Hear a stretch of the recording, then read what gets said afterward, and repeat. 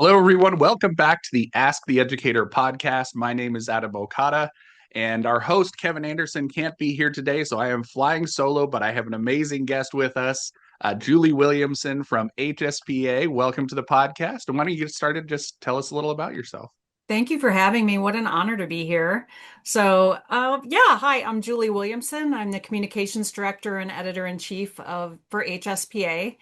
What that means is I do a lot of I do almost all of the media related projects. I run Process Magazine, the content for Insights, do media relations, public relations as needed. So kind of a lot of hats, but that's normal for HSPA. I have a great team that helps me in my role, and I love it. I'm really happy to be here, and I'm honored to be asked. Of So course, yeah. And you're being modest because you were this year's Award of Honor winner at the HSPA conference, which is a huge, huge honor in the industry. So we wanted to have you on the podcast to kind of celebrate your achievement and celebrate the recognition you got.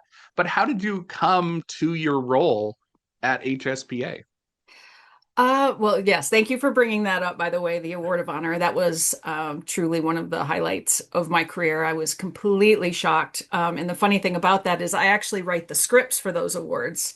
So I was told, I said, "Hey, who's the Award of Honor?" And I was actually told there is none this year. They really couldn't decide on one. And I thought it was a little weird in the moment, but I just didn't really question it. And things move on and you move to the next project. And we're sitting there and then it happened. So I was completely dumbfounded and it still feels like a foggy moment. I don't remember what I said. So hopefully I didn't embarrass myself too much. But to answer your question on how I got started, kind of a neat story. So I went to journalism school at Arizona State, moved to Chicago, and my first job out of college was as one of the editors for Healthcare Purchasing News.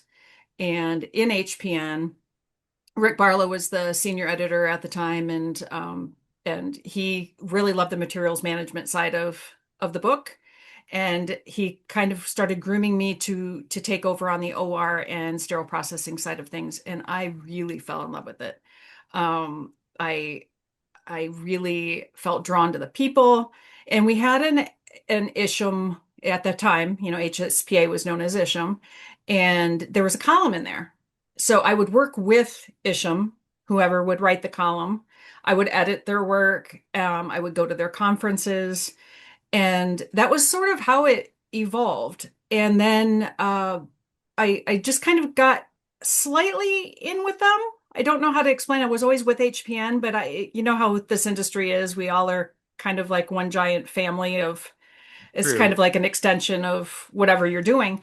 And I ended up moving to Atlanta from Chicago, and my old boss, Rick Barlow, knew somebody. I believe his name was Mark Till, and he was working for Isham and doing the editor role. And he could no longer do it, and they asked if I wanted it. And I had already, had a slight relationship with Isham, so I jumped at the opportunity, and it has grown year after year. It just kind of grew. So I became editor just like that. Um, Probably the luckiest thing that ever landed in my lap.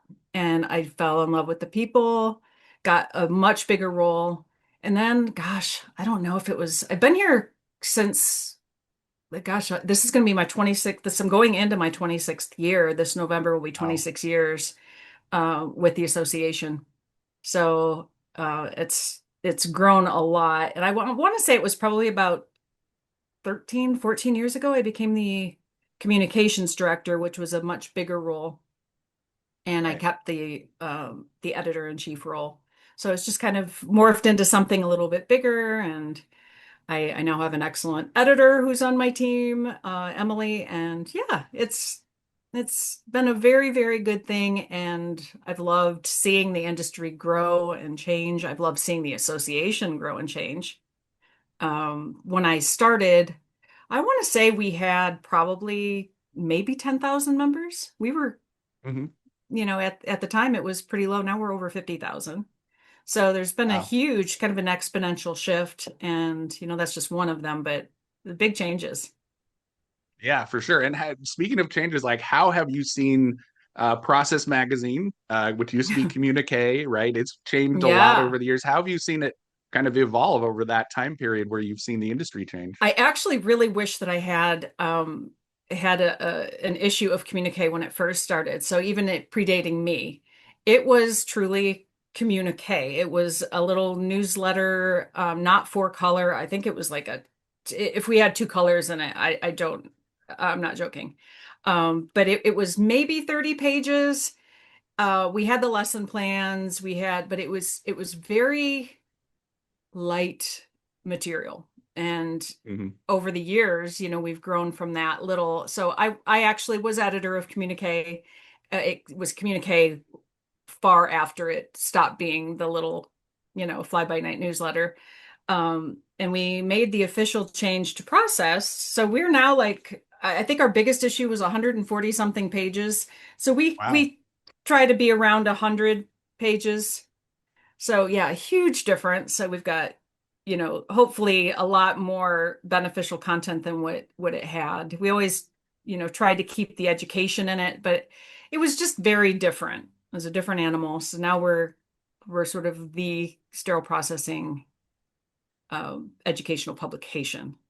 So Yeah, it really is. And I mean, I remember, and this, I dated myself a little bit too, but 20 years ago when I started in the industry, I remember the communique, and I remember that was one of the only ways you could get CE credits yeah, at the time. So I do remember that and getting that. It was an important document, and it's changed a lot over the years, but it's been impressive to watch it change into a really professional publication. thank you. And I know that myself. I was wanted to be a writer when I was in college and a little bit after college.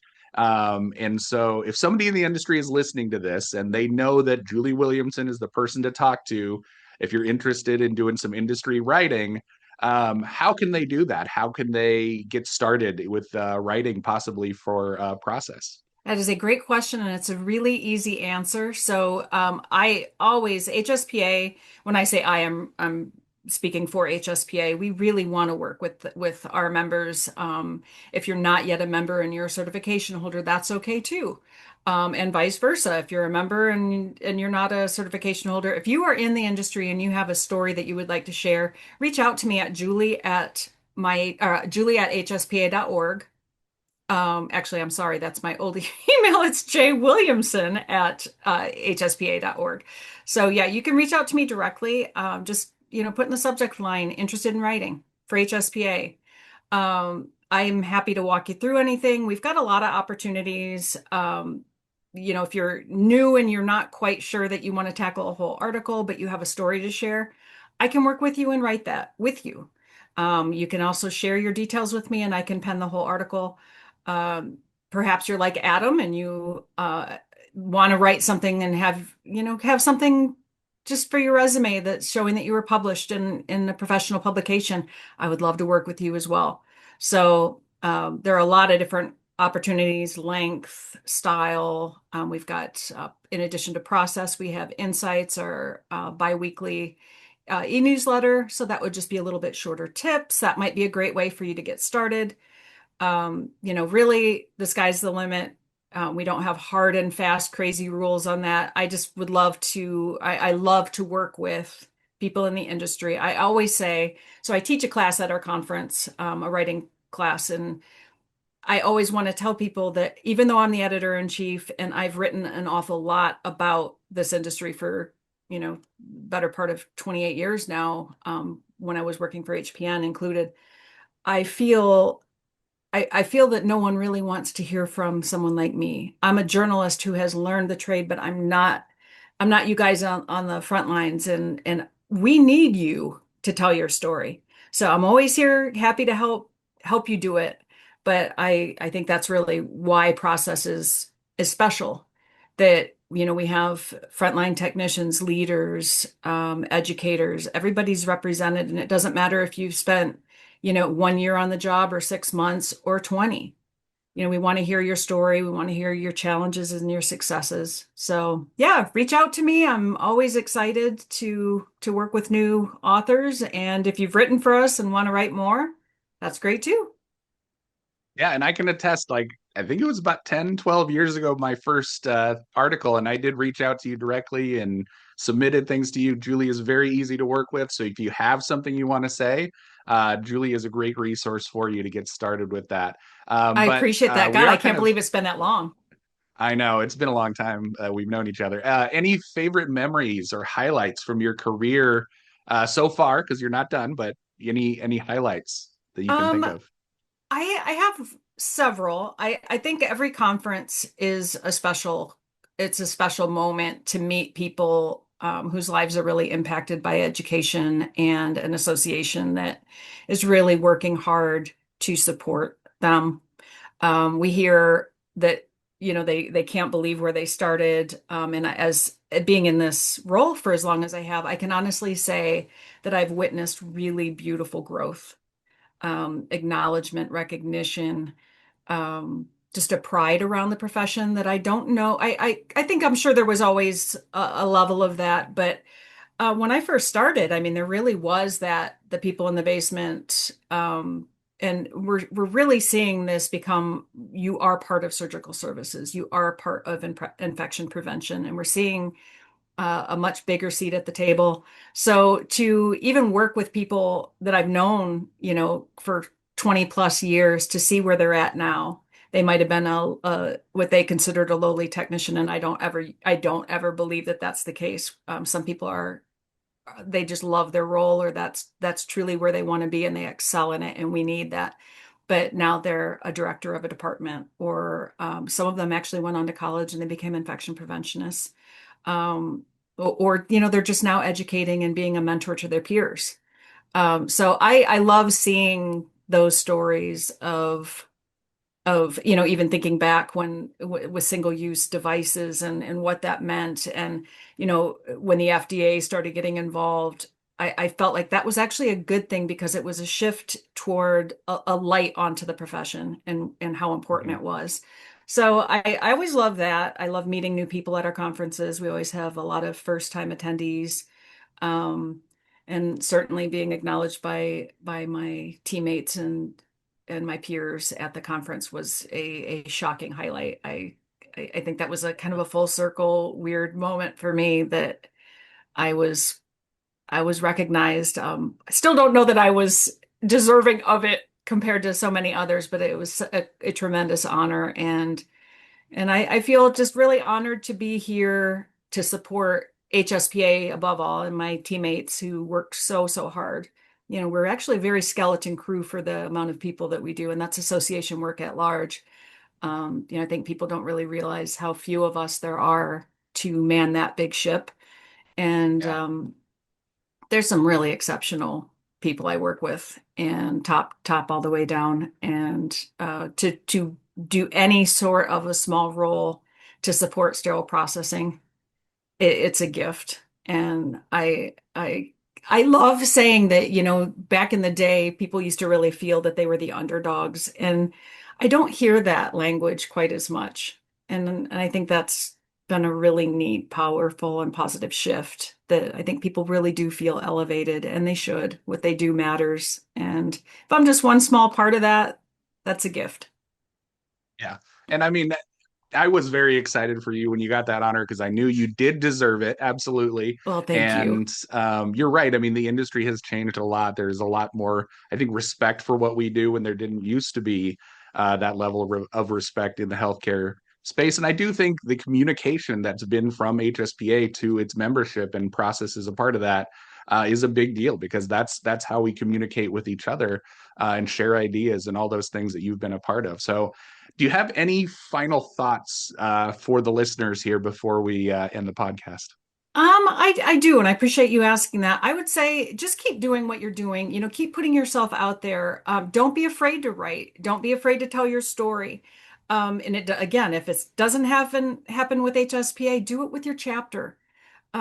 You're all mentors, or you're capable of being a really strong mentor in whatever role you're in, whether you're a traveler or someone who's, you all have something very worthwhile to share. If it's in the pages of process or online with HSPA, that's amazing. But if not, don't cut yourself short. I think that there's an awful lot of opportunity for growth. Stay educated, stay sharp. no pun intended.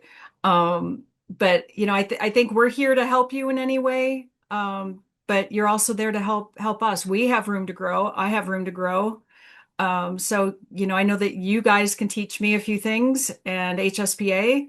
And so just keep doing what you're doing and see yourselves for the valuable contributors you are to patient care. Wow, what a great message. Congratulations again on the Award of Honor. Thank you Thank you so for being on the much. podcast. I And thank appreciate you for it. watching and listening. And we'll see you on the next episode.